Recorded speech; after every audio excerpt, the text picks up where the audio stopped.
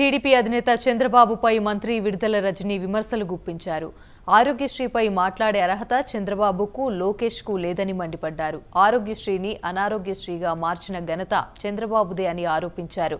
గత ప్రభుత్వంలో ఆరోగ్యశ్రీ నీరుగారించారని, నేడు ఆరోగ్యశ్రీ ద్వారా కార్పొరేట్లు అందించిన వైద్యం ప్రభుత్వం అందిస్తుందని మంత్రి విడుదల రజని అన్నారు.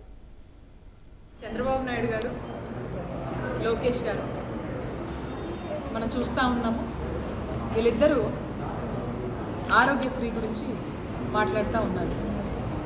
అసలు నేను అడుగుతూ ఉన్నాను, ఈ తండ్రి కొడుకులిద్దరికీ ఆరోగ్యశ్రీ పేరెత్తే అర్హత ఉందా?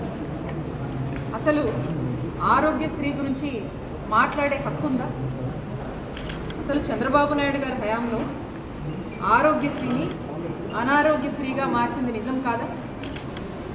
చంద్రబాబు నాయుడు గారు 14 ఏళ్ళు ముఖ్యమంత్రిగా చేసి ఆరోగ్యశ్రీ లాంటి ఒక గొప్ప పథకాన్ని ఆనాటి ఆ దివంగత మహానేత డాక్టర్ వైఎస్ రాజశేఖర్ రెడ్డి గారు ఎంతోమంది పేద ప్రజల ప్రాణాలు కాపాడడానికి ఒక సంజీవనిలా ఈ ఆరోగ్యశ్రీ పథకాన్ని తీసుకొస్తే, మరి అలాంటి ఆరోగ్యశ్రీని కనీసము ఏ మాత్రం కూడా పట్టించుకున్నటువంటి పాపాన చంద్రబాబు నాయుడు ప్రభుత్వం చేయలేదు.